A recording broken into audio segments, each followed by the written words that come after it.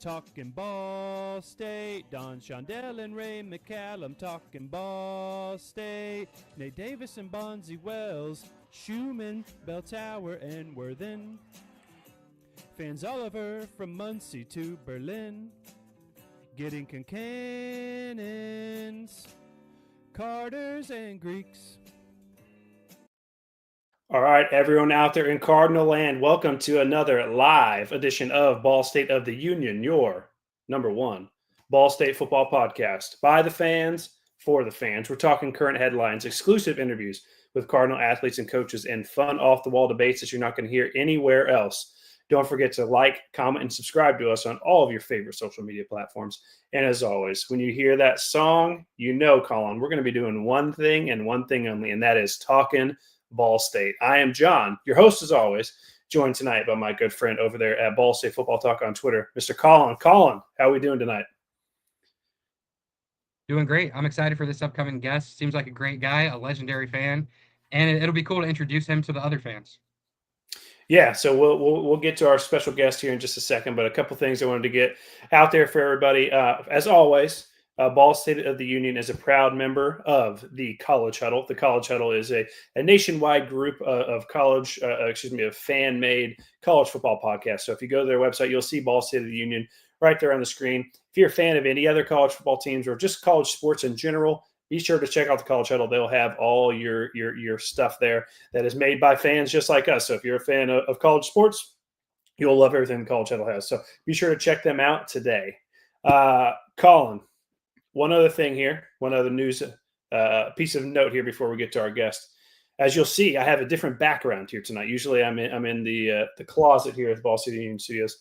This will be the last show ever out of the original Ball State of the Union Studios down here in South Florida. Next week, I'm loading up the truck. We're heading to Indianapolis. I will be back in the Midwest, and we'll be doing all the shows live there going forward. So the show was started down here in South Florida, but it's about to come to an end being recorded here. So it's kind of sad, but I'm also excited. Got my season tickets for Ball State football next year. We're going up there.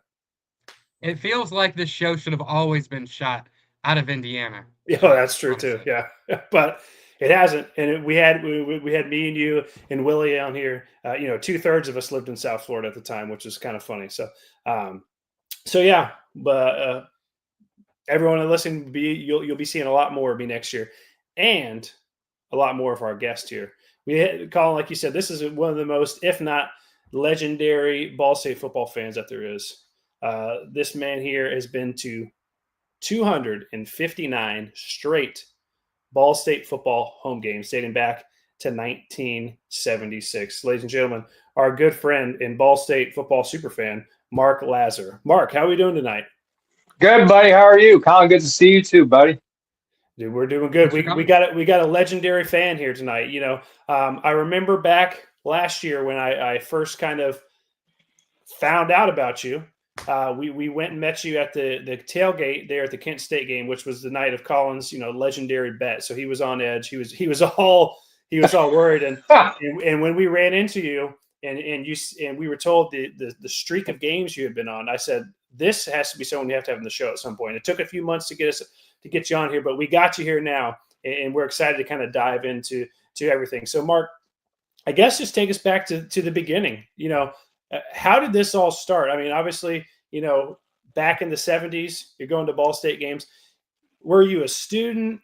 And at what point were you like, you know what? I don't think I've missed a game in a long time. And kind of walk us through how this all really started. Yeah, so I've been a college football fan since I was little. I have older brother who's 5.5 years older, and he loved college football. So, little brother just kind of glommed on with him. And so we were, always watching through the 60s and 70s, always watching the game of the week on Saturdays. And he just loved college football, and I really got to too. And then in 1975, when Ball State was first got into Division I, he thought, oh my gosh, we got a Division I school 70 miles south of here. And I was looking at going to Ball State at the time anyways. I was a senior at Harding.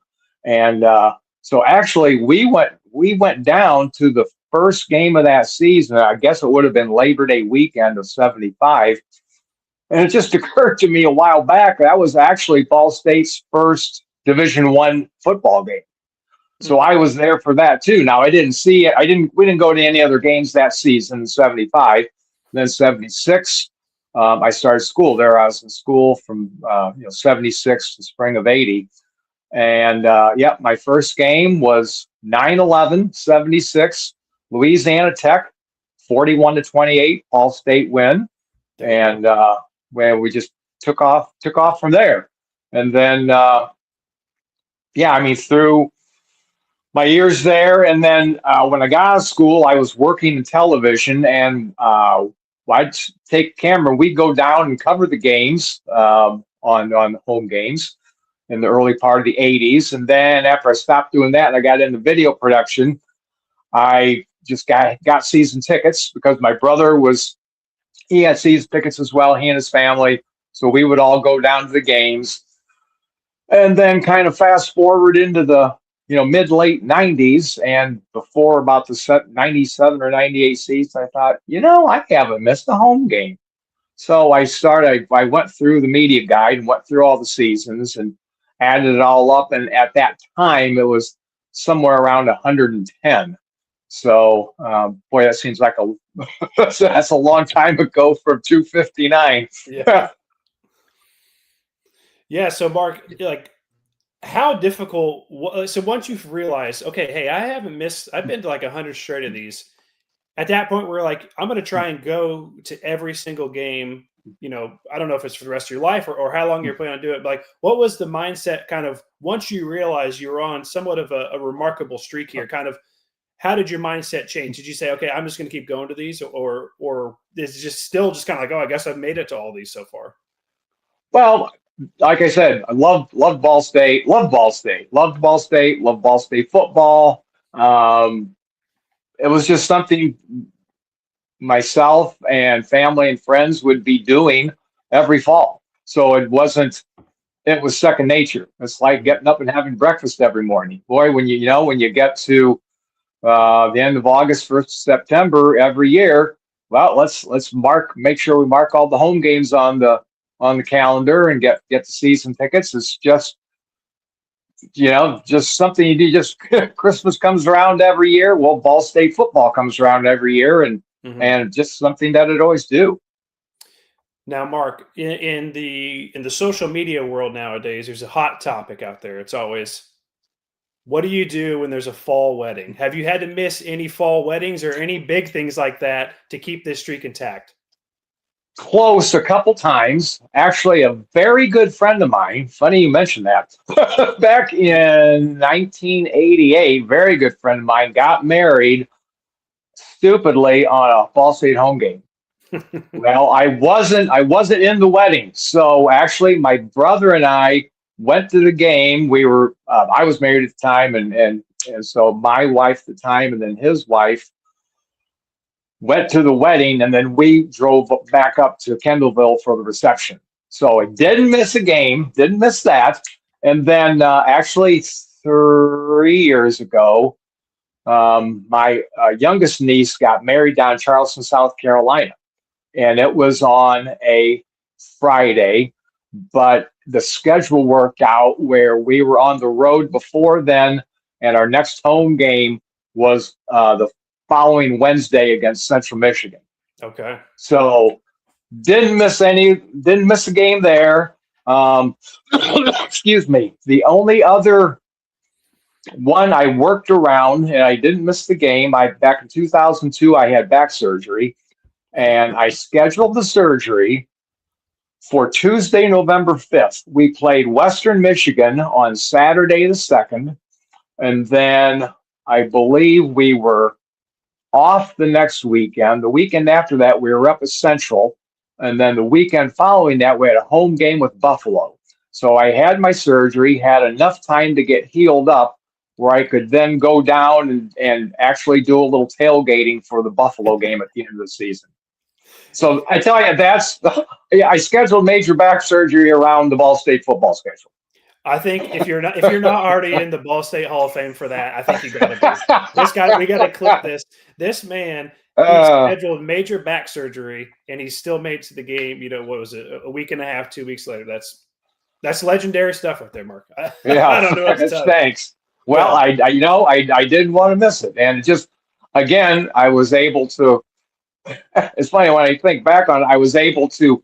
Okay, doc, can you do the surgery on November 5th? I'm kind of picking my date. He goes, yeah, we can do that. I go, perfect. There we go. So it worked out. All right, perfect. I know Colin's got a couple of questions here for you as well. He dove into a lot of what you were doing over the years and your record. So we're going to find out what your overall record was here tonight, Mark. But Colin, go ahead. And anyone out there listening, if you have any questions for Mark, please put them in the chats wherever you're watching the show tonight, and we will read them and ask them to him before we let him go here tonight. So, Colin, I know you got a handful of questions here for Mark as well. Go right ahead. Mark, thanks for coming on. It means a lot. You bet, buddy. As a fanatic personally, seeing somebody like carry that torch early on, because I wasn't born until 96. So I just appreciate you filling the stadium, keeping butts in the stands, because it's kind of a tough thing for Ball State right now. So really appreciate what you did for the program and being a diehard. Before there was a lot of diehards for this program. So thank you for doing that. I want to start at the very beginning, though. John already kind of talked a little bit about 1976. I know it was your first year going to all the games. But did starting your fandom with that 1976 MAC championship team give you the motivation to follow the team for the rest of the year? Or was this just something you were going to do already?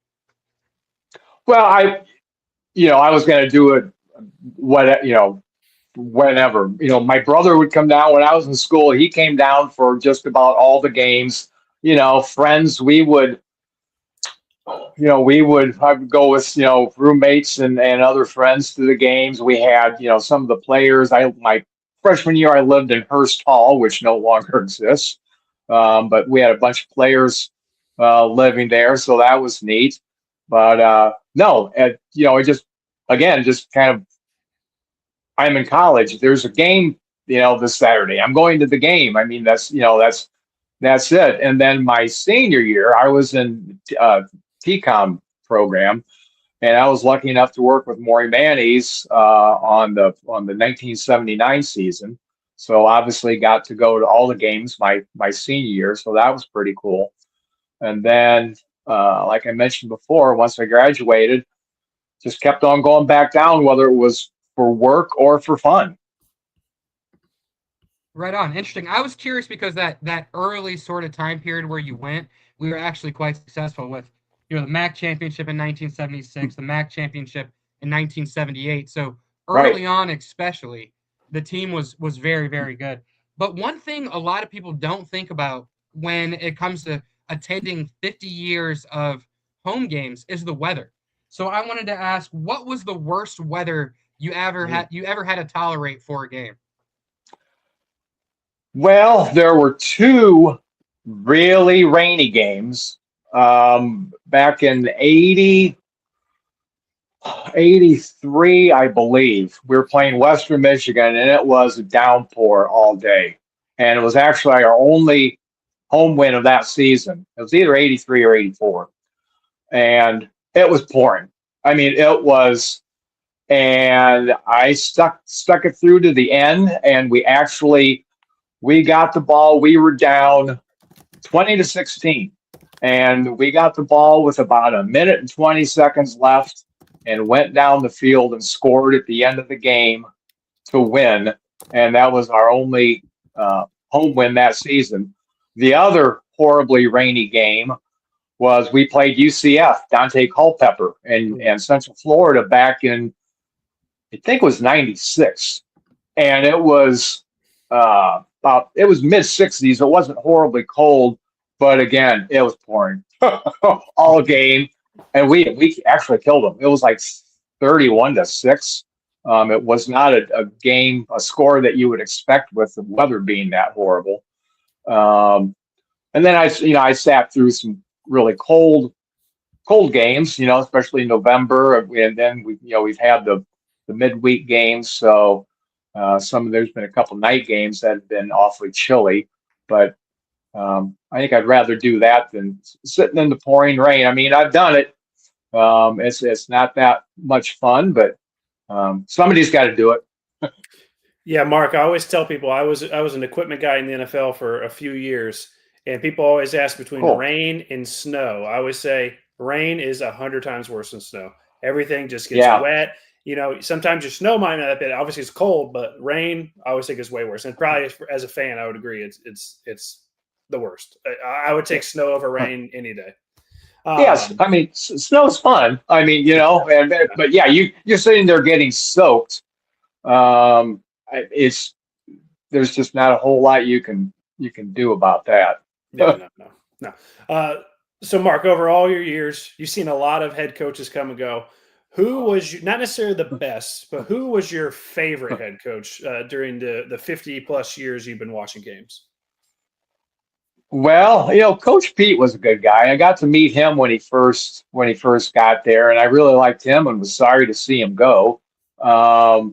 Looking back, my first season was talk about legends, the legendary Dave McClain, who led Ball State into Division I and then went on to Wisconsin before unfortunately, his life was cut short at an early age with a heart attack.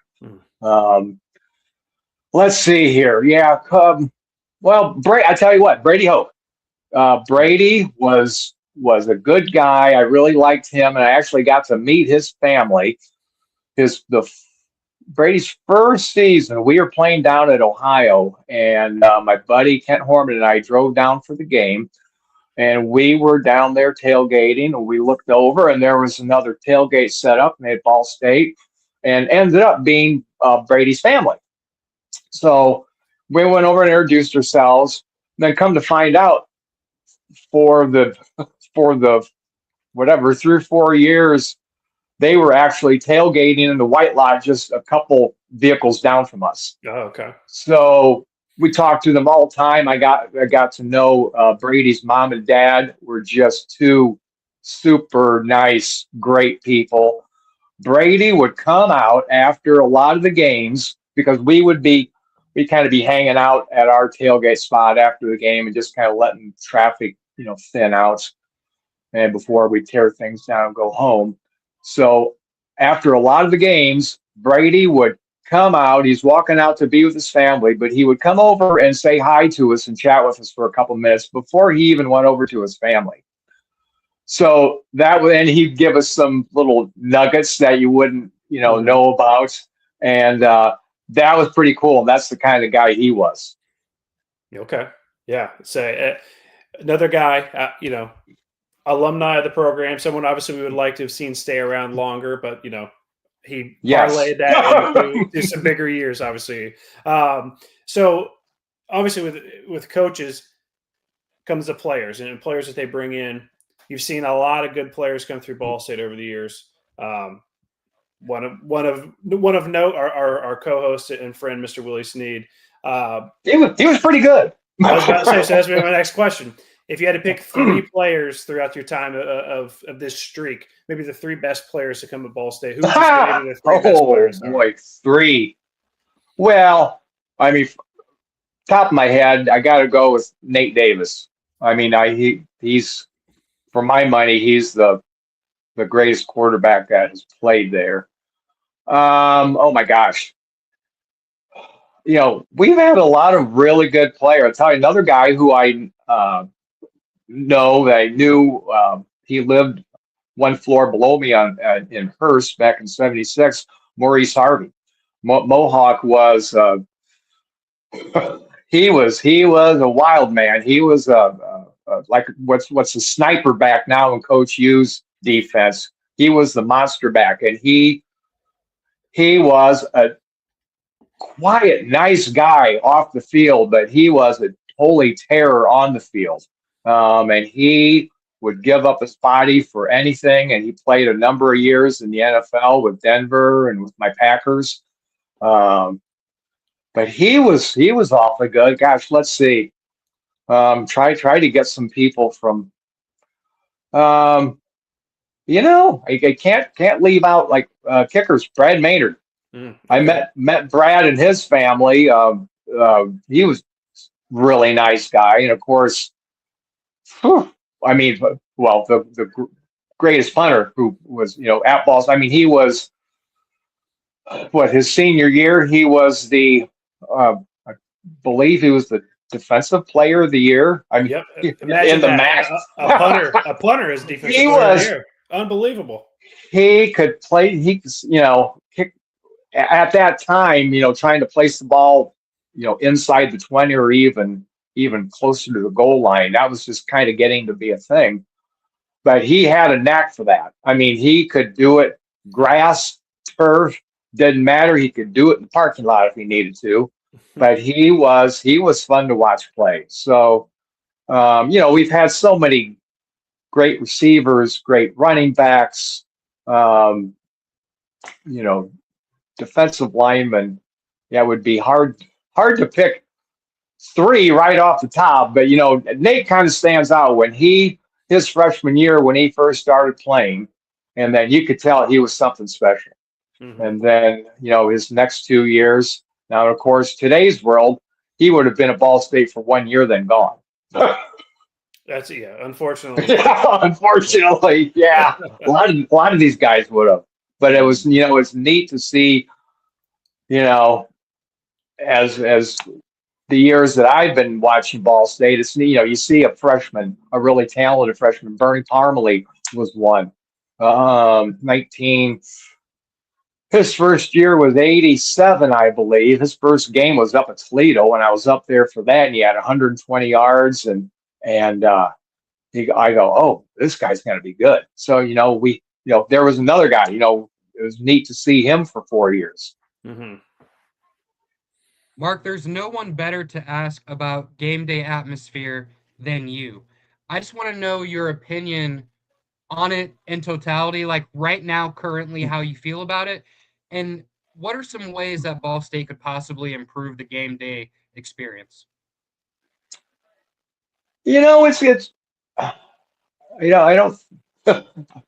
For us, we're out in our little corner in the white lot, so we kind of do our thing and then go into the game.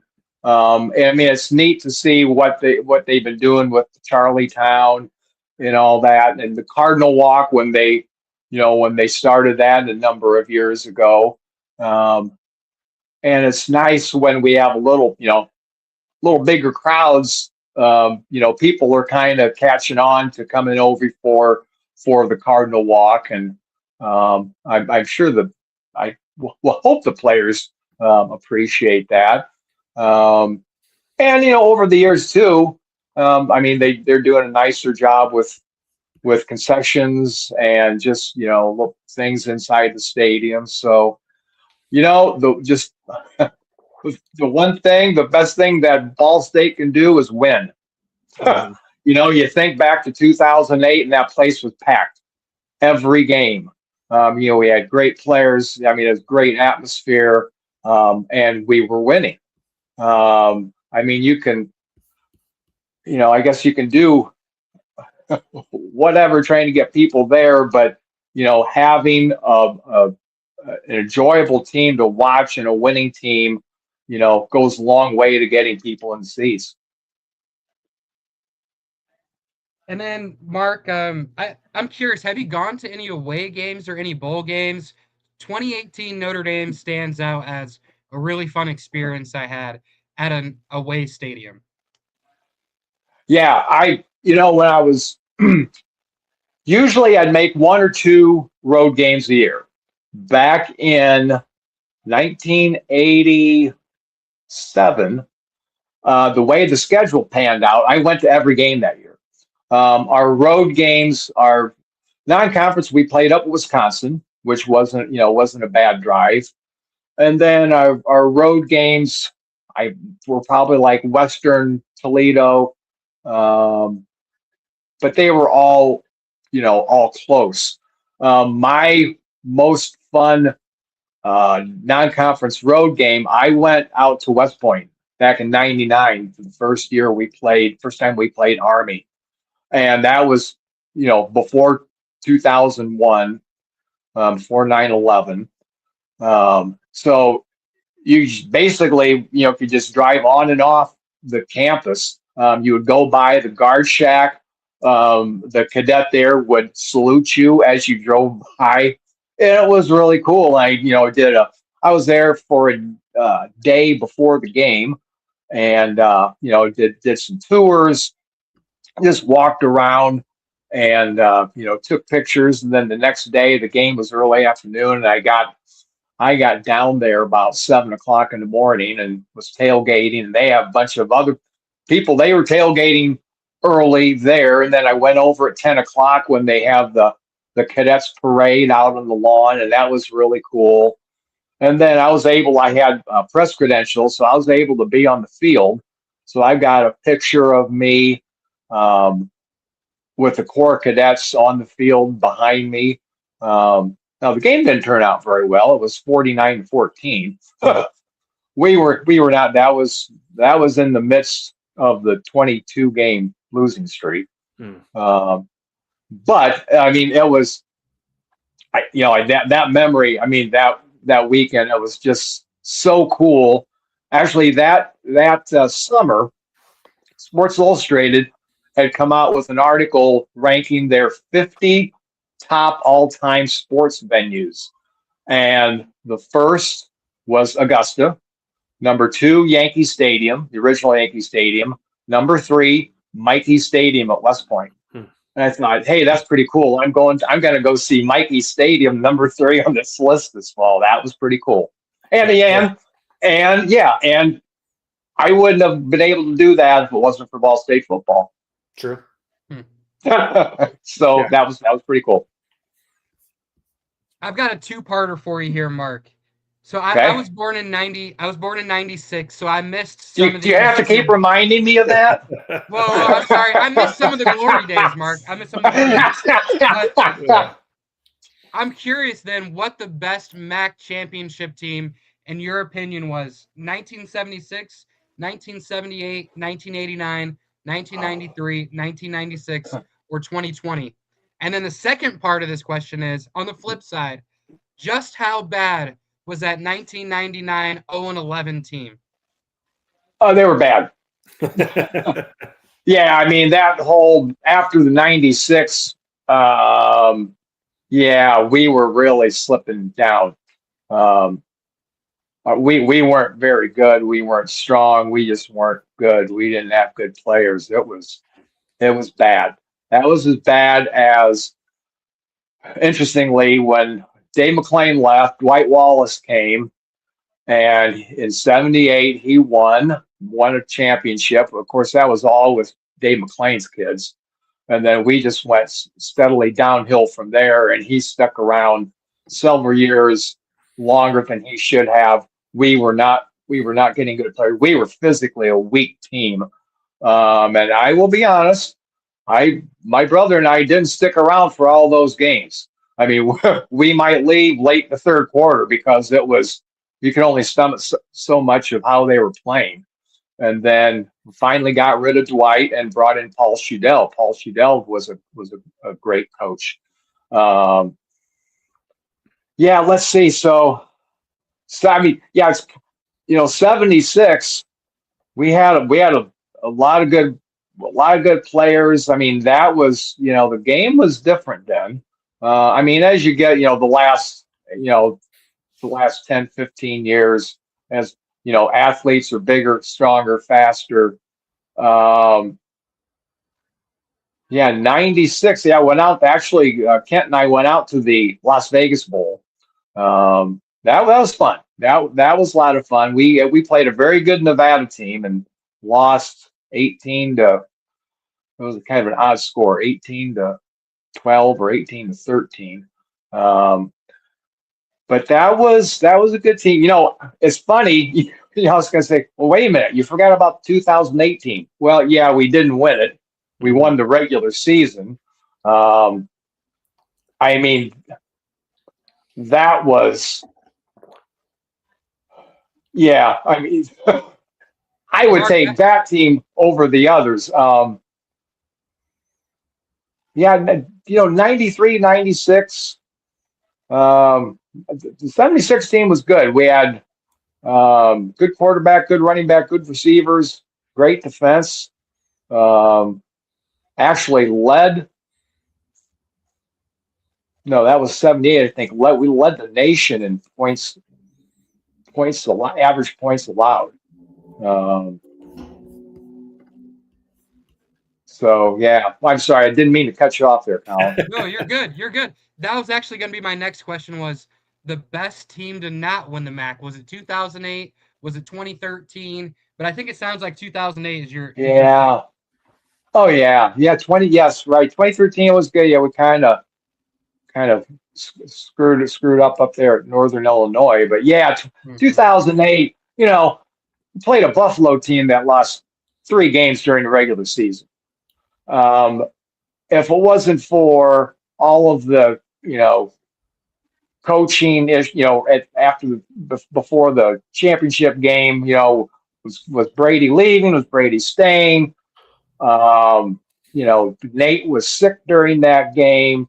Horrible officiating call when Quayle Lewis scored, and they said he fumbled before, and that turned the game totally around. There's no way Buffalo was the best team in the MAC that season. We kind of got a little bit of revenge on them in 2020. But yeah, 2013, that was a good team. Boy, we went out to Virginia and kicked their butt, and that was a fun team. But 2008, we beat Navy at home on a Friday night. That was a great game, and then just getting some revenge on Central Michigan and Northern Illinois later in the season for, I have lost to them a couple of years before that. That 2008 team, they were pretty special.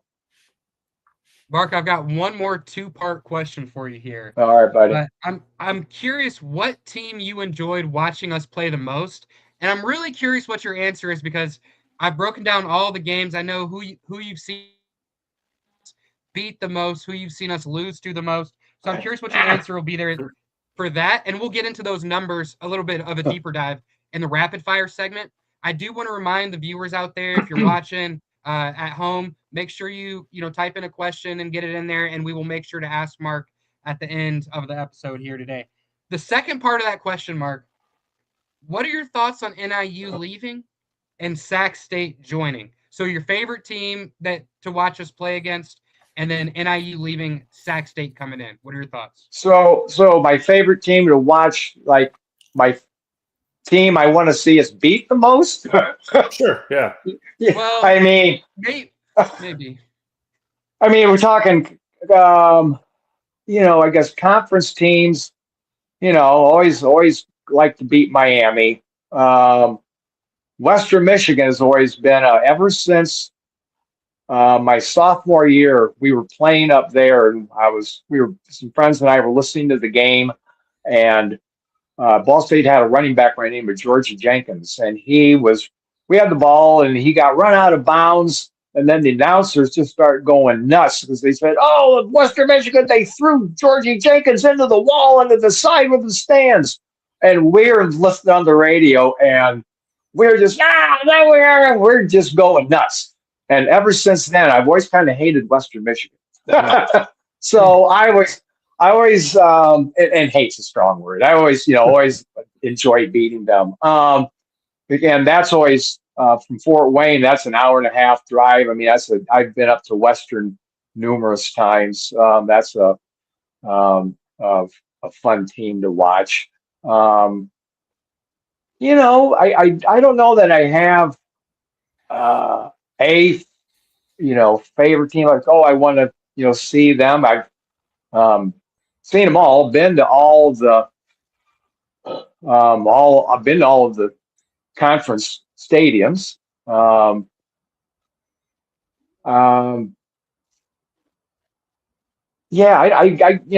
I don't really. I can't say that I've got a favorite.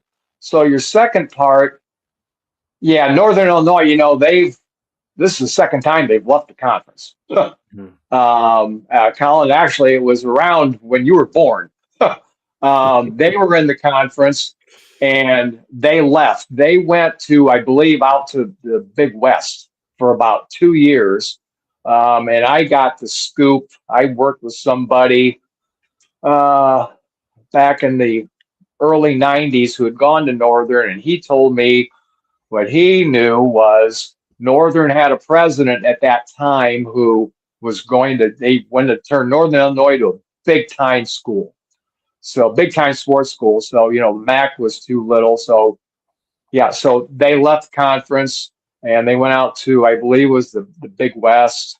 And they were out there, I don't know, for 3-4 years. And they came crawling back with their tail between their legs and got back into the conference. So they're leaving now. I don't know. Good luck. I'm sure they're going to enjoy the travel. And I guess it's no different than the USC, UCLA, Washington, Oregon, and the Big Ten with all that travel. But we'll see how that works out for Northern. Sacramento State, my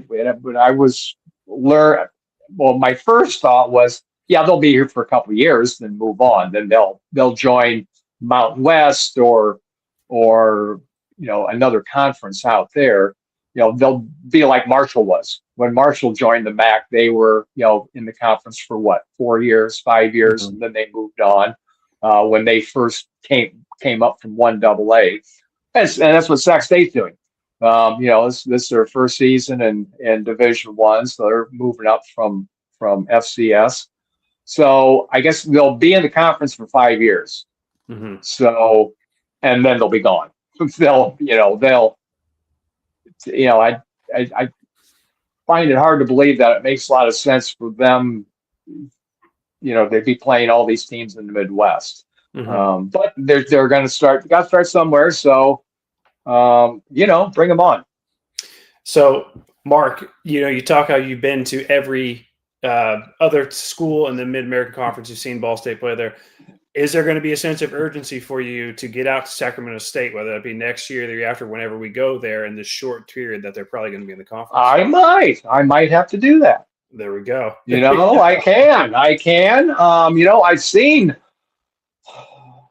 I want to say I've seen 1 or 2 of their games. I enjoy watching a lot of FCS games, and I have Hulu, so I can, every game's televised almost, nowadays. So I don't know that their stadium's all that neat at this point. I think they're probably going to need to do some stadium upgrades as they move up to FBS.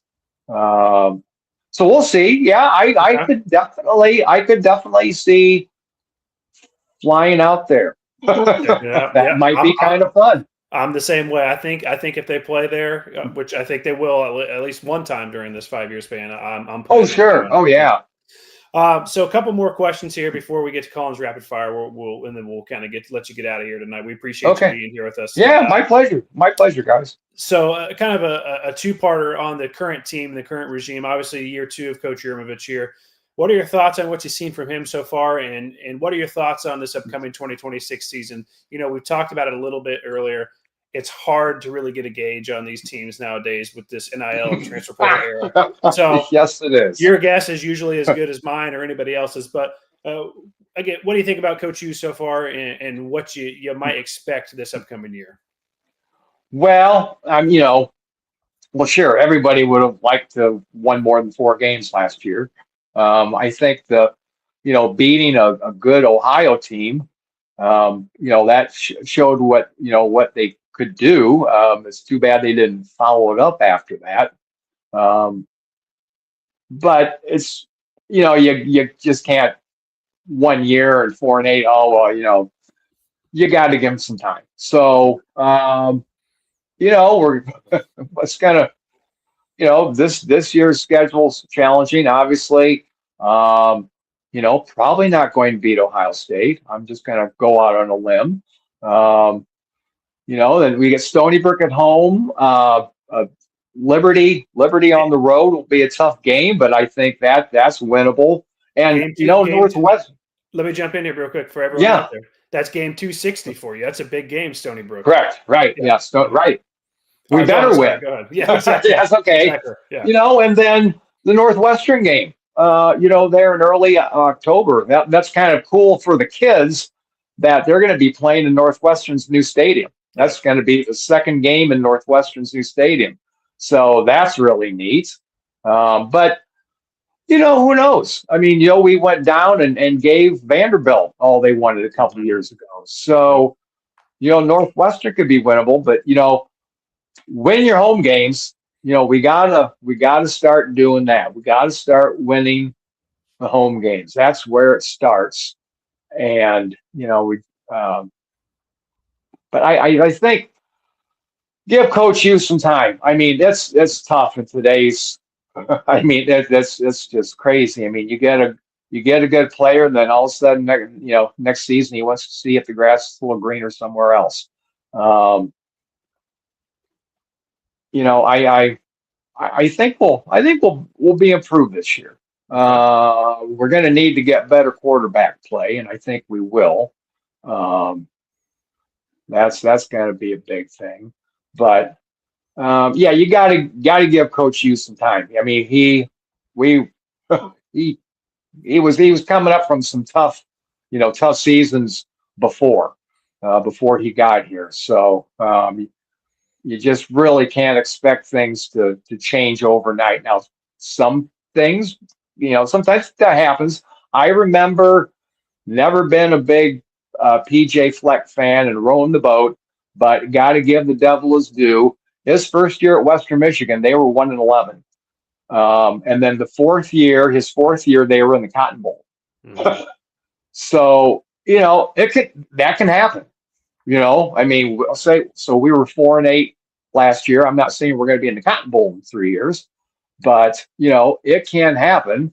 But obviously it gets a little harder nowadays when you get a bunch of good players and then, some guys want to leave for next year or whatever happens. So, today's landscape is so different. And I just feel fortunate that I was able to watch college football through the 70s, 80s, 90s, and even in the 2000s, before all of the portal and NIL. And unfortunately, I just think, it was always the saying, college football is about, the name on the front of your jersey, and professional sports are about the name on the back. And unfortunately nowadays it's getting a lot more of college is getting a lot more name on the back as far as I'm concerned. Mm-hmm. So, but that's the way it is. I mean, it's, money driven, and that's just the way it is. So, we'll see what happens. But I think, I watched this press conference when we first hired him, and I thought, okay, I think this guy, be okay. So, I mean, we had some good games last year. We had some not so good games. So, I'm looking forward to seeing what's going to happen in year 2. Yeah, and everyone out there watching, and Mark, you can check this out as well. Colin did his best, interpretation of the rosters that we have and all the teams are playing. So he has a season preview out there right now, a very early one. So be sure to go check it out on our on our Substack. People can go out there, you can read it. It's out there. So give it a look if you want to see what Colin's early thoughts are. I know Colin had Mark, one more question for you here before we kind of jump into his rapid fire. You bet. Mark, that's something you might like too. Like if you just put your email into the Substack, whenever we write an article, it just shoots you an email like with the article in it. So that's something for you to consider. I don't know, maybe great. That's a better way. That might be a better way for you to get your Ball State news than say like a podcast on YouTube, for example. Cool. So that's always sounds great. Cool. Our last question, Mark, our very last question before the rapid fire segment that I spend hours digging into. You've been following this team for like 50 years, right? How have you seen the team and sport change in those last 50 years of attending home games? I'm talking equipment. I'm talking the game day atmosphere. I'm talking maybe cheerleading. Like a ton of, what have you seen really change the most in your 50 years as a big fan? You mentioned equipment. Back in the 70s, during warm weather games, they would have what were called fishnet jerseys. And it was looked like a fishnet. It was, open. Then of course, back in the set, they had tearaway jerseys. So, here you got a running back running away from you. And if he's got a tearaway jersey on, guy goes to try just to grab his jersey, can't tackle him, and he grabs the jersey and whoops, it just tears away. Well, they don't have that nowadays. Things like that. And, back in the 70s and 80s, everybody was wearing huge shoulder pads. I mean, they're humongous. You look, especially the line, I mean, they're like this. And now everybody's, has these formed, smaller pads. It hardly looks like they got anything on.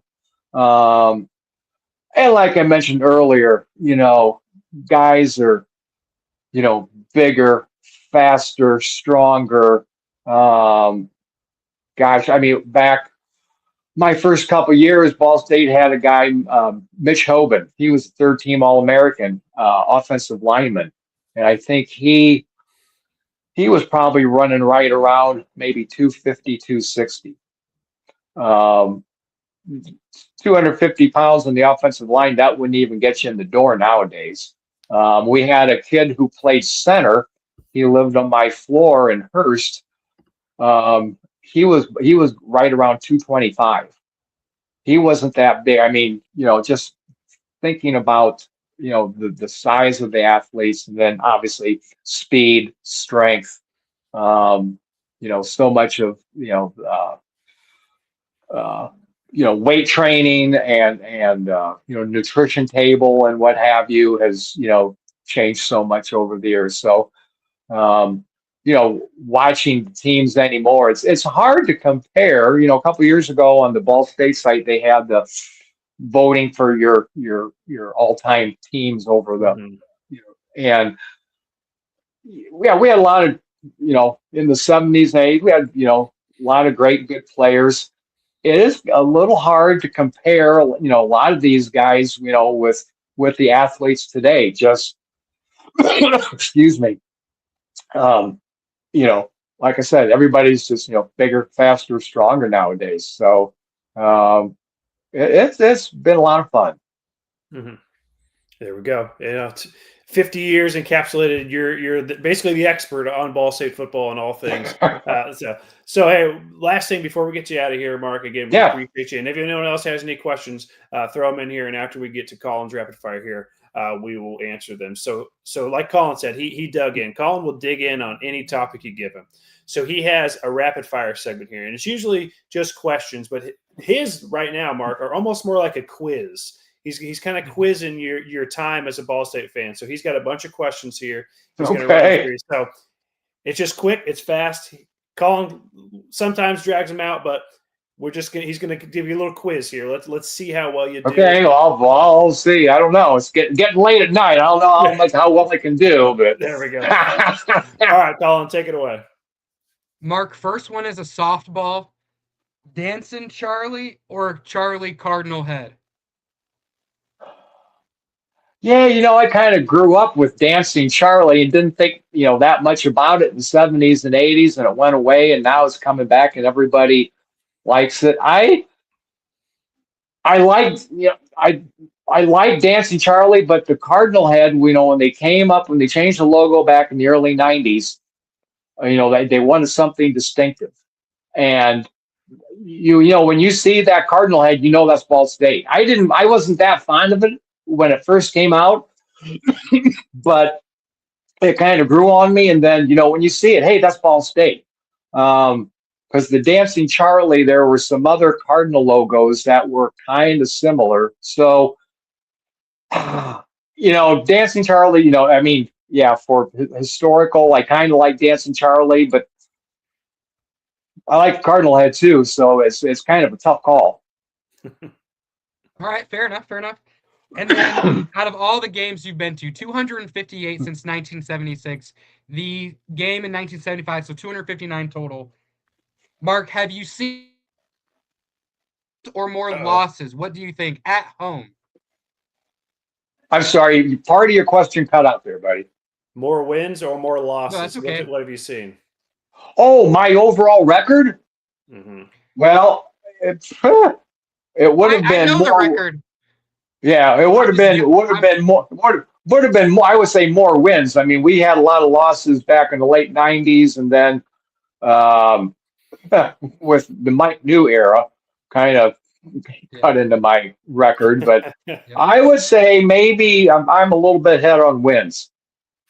You are. So 147 wins, 109 losses, two Okay. ties, good for a 57% win percentage, okay?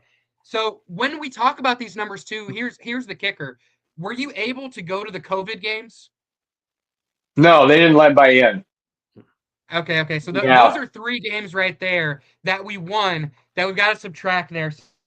44 Oh yeah, wins, no. 109 losses. So we'll take So it it's down a little bit there. it's funny, yeah. So COVID, we weren't able to go in, and the fellow that was head of the CVC at the time, we were talking about this after the first season back when when fans were allowed back in the stands, and he said, "Well, I'm still counting your streak as going on." He goes, Nebraska, they had the sellout streak of however many, for on and on and on. And they were keeping that going too. So he says, well, if Nebraska can keep their sellout streak, then you can keep your streak going too. I agree. Now I agree. wait a minute though. Wait, hang on one second. I actually was at the Western Michigan game. I bought a cutout. Wow. Yep, bought a cutout, and they put the cutouts in the north end zone there for the Western Michigan game. So I kind of actually was there for that game. It counts. It counts. Yeah, well, we will count that. We will count that. Okay, so do you know the first MAC school you ever watched? I'll give you a hint. It was the game after Louisiana Tech. Right. And I just looked at the schedule. It was oh crap. Your first MAC game, 1976. Who was it? Who did we play? Wasn't Miami, was it? Nope, it was Akron. It was Akron. And then It was a follow-up question, Mark. So we played Akron in 1976 at home. Do you know the next time you would see Akron at home? This is a tough one. No. I wouldn't have guessed this. Oh boy. See, because Akron, 1976, they were 1 AA at the time. Let's see. Well, we wouldn't have played Akron. We wouldn't have played Akron again till maybe when Jerry Faust was coaching them. When they got into conference 20 years later or so. Very close. 1992. Close. Yeah. 1992 okay. was the next time we saw him at home. Do you know the team you saw Ball State play the most at home? Aha! Oh, okay. Let me think about this for a second. Conference team that we played most at home. Oh boy. Oh, well, we would be doing home and homes. Toledo? Close. Okay, so number 1 is Western Michigan at 25 times. See. But Okay. COVID adjusted, you've got to take 1 game away. And that would leave a tie between Western Michigan, Central Michigan, Eastern Michigan, and Toledo. 24 times at home. Yeah, we would be. Because we already done home and home. Yeah. Because I was thinking, okay, the Michigans, Toledo, always seems like we're playing them every year home and home. So, yeah. Now this is a twisty one, Mark. Okay. What team have you seen us beat the most? Okay.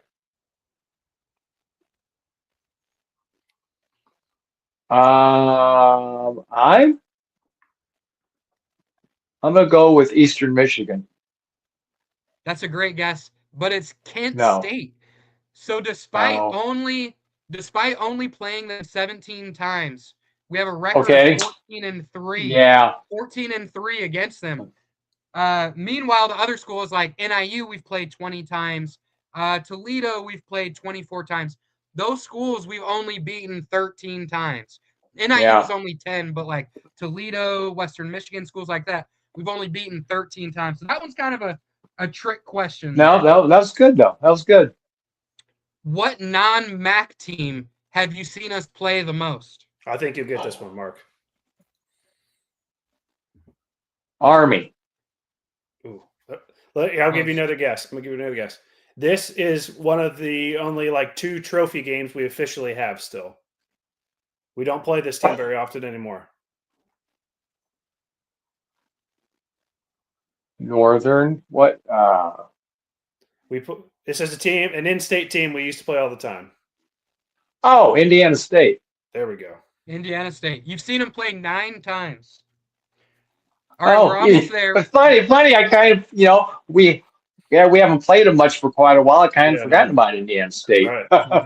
Mm-hmm. I just want to remind people, get your questions in there. We're wrapping up on the rapid fire. Mark, what team have we played the most at home and never lost to? The most at home and never lost to. I'll give you a hint. The amount of times we played them is 5, and I believe the last time we played them was like in the Willie Snead years, 2012, 2013. And surprisingly, it is an FCS team. It is an FCS team? Still, yeah.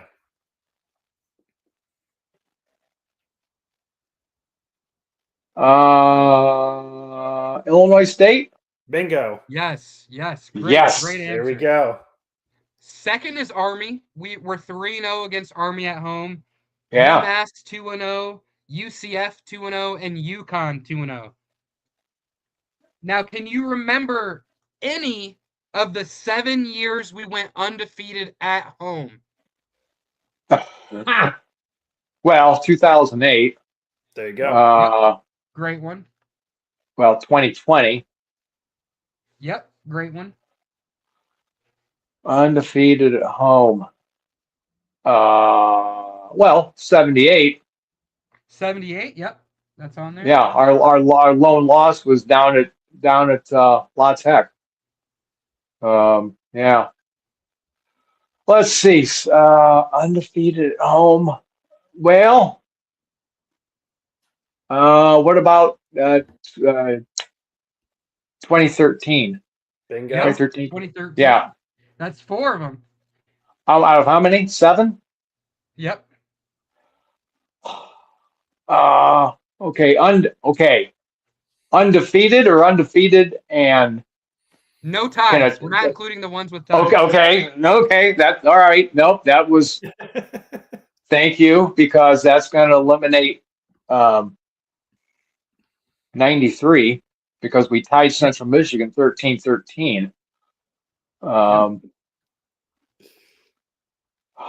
Gosh, I don't know.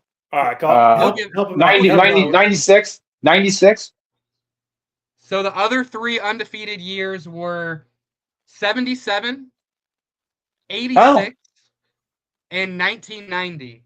Those were the other. Okay. 1989 had another tie, and then the rest were wins, but Right. very close as well. Right. Now, Right. on the flip side, Mark, can you remember either of the 2 seasons that we went completely defeated at home?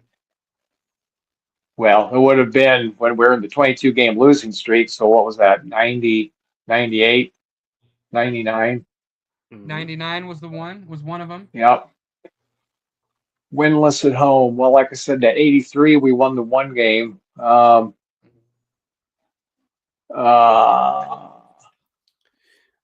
tell you, this one shocked me because it's coming off of the best season we've ever had in 2008, the 2009 team. Oh, we didn't win a game at home that year. Jeez, oh Pete. Nope. All right, and then what? Give me a guess here. Give me a guess here of the year you saw your 50th win, and the year you saw your 100th win. 50th Give me win. guesses. Okay, hang on here. 10. Oh gosh, 50th win. How about 88? Close. Very close. 1990. Oh, okay. 1990 was your All right. 50th win. Okay, so 90 was my 50th. Then we went through. We had some wins there in the mid 90s, then lean years. How about 2006? Woohoo, close. Your 100th win was actually a very legendary game. It was week 12 against the team you hate, Western Michigan, on the undefeated season 2008. Your 100th win That was week was. 12 of 2008. Big one. Yeah, that was a great game. Big That was a 1-0. fun one. There we That go. was the place was packed. They had fireworks afterwards. Yeah, that was, we had a great tailgate before the game. I remember it was a chilly night, but that was a fun one. So There we go. 2008. Okay. All right, you survived the rapid fire. So let's throw up the couple of questions from the fans out there, and we'll let you get out of here tonight, Mark. We appreciate you. So Mark, who is the best MAC squad you've ever seen Ball State face off against? Yeah. I was thinking about this earlier today. Some of those Northern Illinois teams are pretty good. A couple of the Toledo teams, the Ben Roethlisberger Miami team in 2003. I mean, they beat us 42-0 or 42-3. Marshall, when they had Doug Pennington at quarterback and Randy Moss. Yep. I mean, they were they didn't suck. They were pretty good. Hang on here. The Dan Lefevre Central Michigan teams, they were good. Hated to, they were tough nuts to crack. I mean, number of Toledo teams, number of Central Michigan, number of Northern Illinois, the Miami Ben Roethlisberger team. The Marshall, Doug Pennington, Randy Moss, they were tough. I've seen some good teams come in.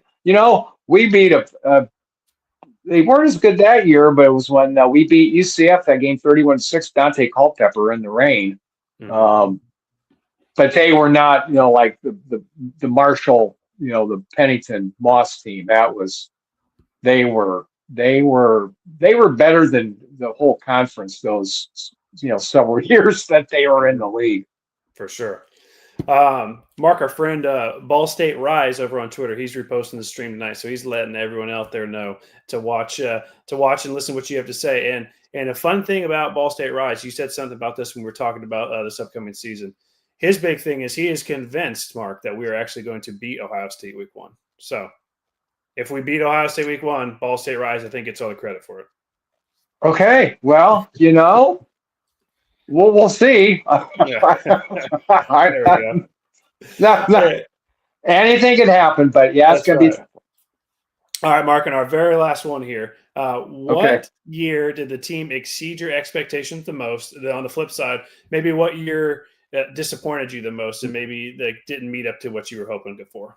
Okay, those are pretty. The one that exceeded was 89 because I really didn't have any expectations. We had been really good the year before in 88 and just came up a little bit short. And then 89, I just kind of, whatever's going to happen, happened. And that was the year, the game with Toledo when we're down 31-3 late in the third quarter and 31-11 going into the fourth quarter and made the huge comeback. We ended up being conference champs. And then that team, again, I went into that season with okay, I'm just gonna, let's just see what happens. Um, and because the year before I was really, thought we were going to do it, and we lost a tough game against Eastern Michigan at home, and then Western Michigan later in the season, and just kind of came up short. So it was 89. It's like, okay, I'm not going to worry about this. We'll just see what happens. So that was great. The I think the biggest letdown was the 21 team after COVID, and we're just talking about this yesterday. We caught lightning in a bottle in 2020. We won all those close games and win the championship, win the bowl game. Next season, we've got everybody back. We are picked to win the conference. There's no way we shouldn't have won. And we just laid a big fat egg. We lost all the games that we won the year before, all those close games. We lost those in 21. We lost all the close games. And then we get to the bowl game and get blown out. But that was a big disappointing team. Period. There we go. Good answers there.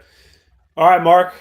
We appreciate you. Like you said, you have, of anybody out there, you're about as close to, if not the number one expert there is on Ball State football. So we appreciate your time. And I think I'm going to come find you at the Stony Brook game. I might bring you a cookie cake or something that says 260. You bet. Hey, you guys, I better see you both at the Stony Brook game. And then games after that, you're always welcome. You know where I am. And I hope to see you at all the home games this fall. And thanks for having me on. It's been great talking with you guys, and keep up the good work. Yes, sir. All right. Well, we appreciate you. Go enjoy the rest of your evening, and we'll talk to you again soon. All right, fellas. Take care. Have a good summer. All right. Have a good one, Mark. Thanks, Mark. All right. Yeah. Bye now. Bye. All right.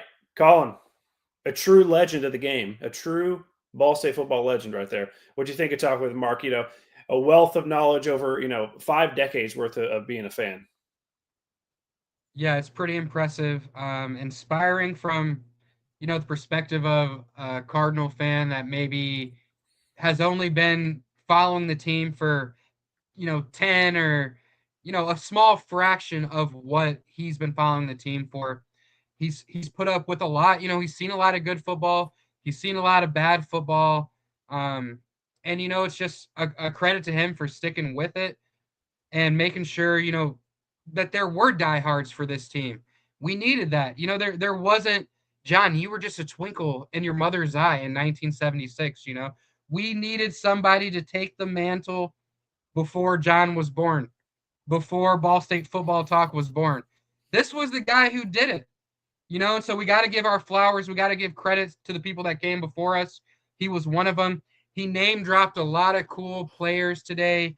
Maurice Harvey, never heard of him. Jersey Jenkins. These are people I'm going to look up.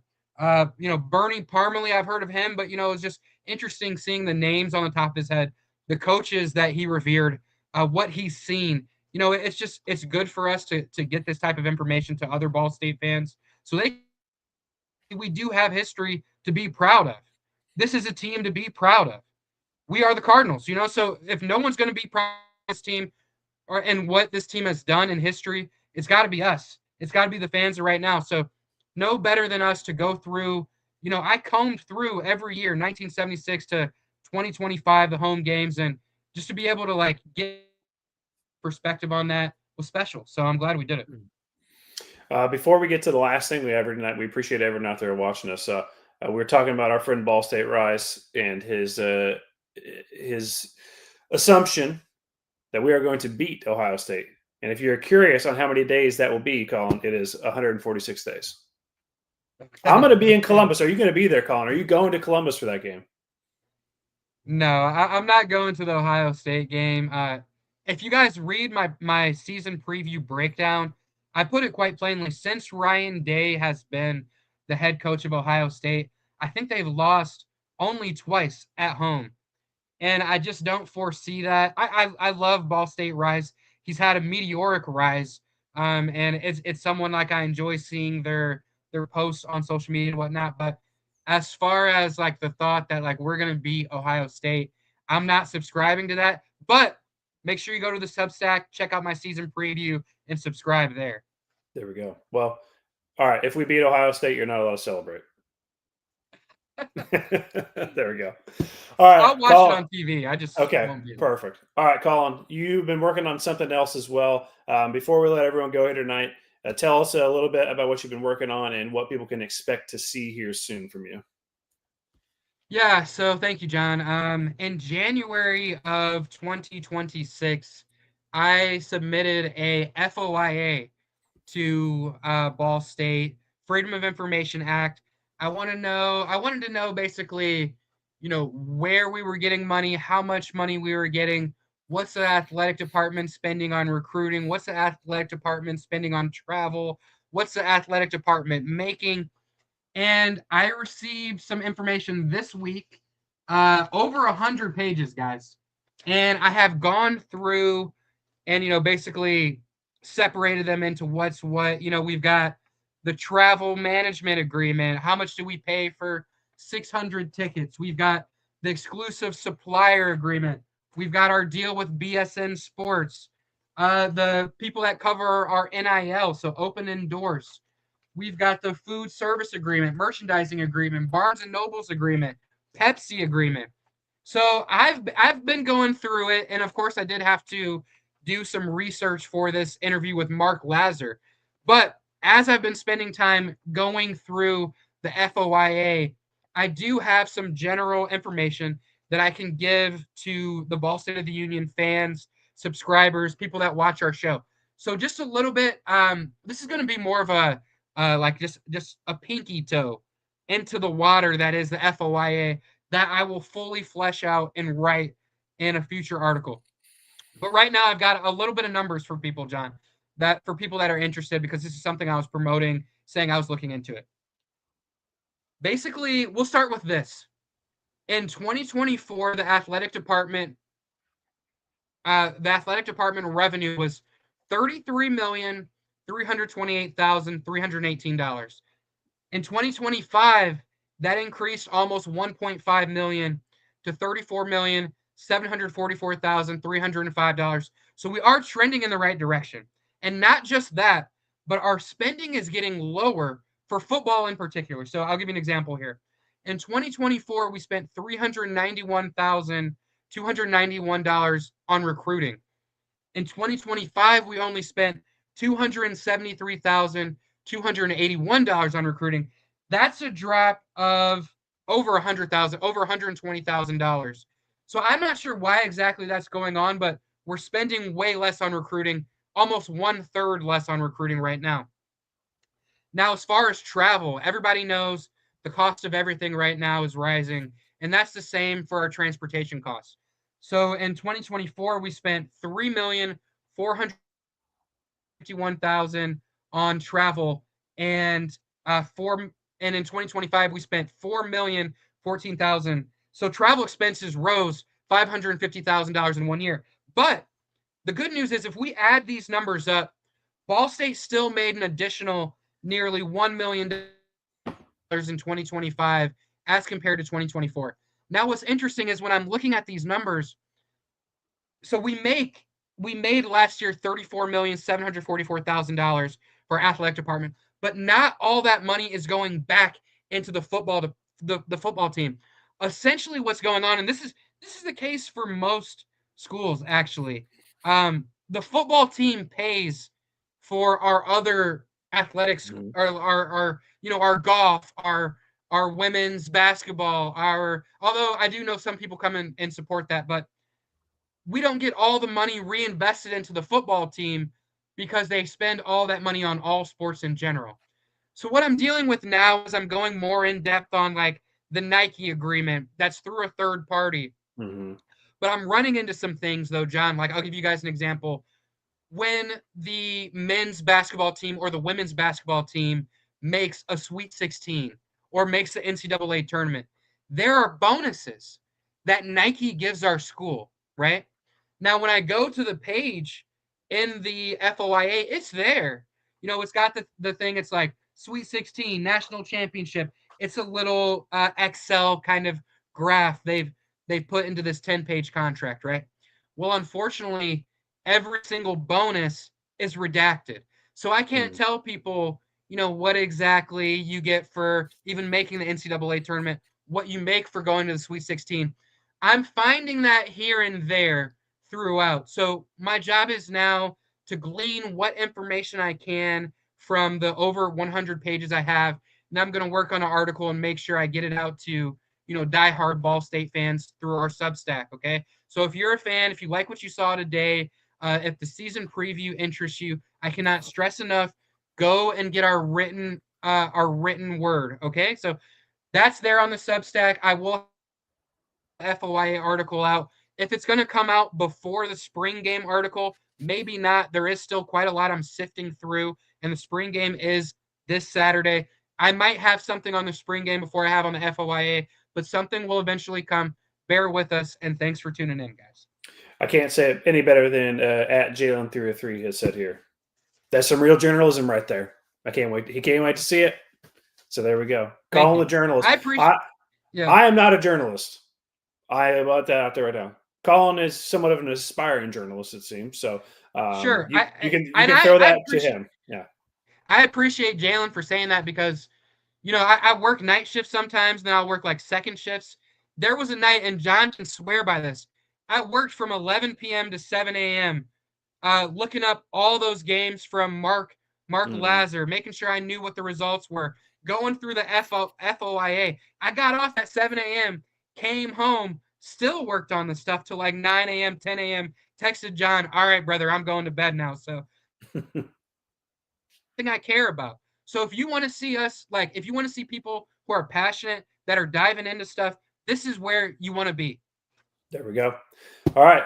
We appreciate everyone being here with us. A nice little crowd here tonight on this right before the spring game. So yeah, next week, I think probably, what did we say, Colin? Like next Tuesday-ish, Tuesday or Wednesday. I think we're going to do a show, talk about the spring game.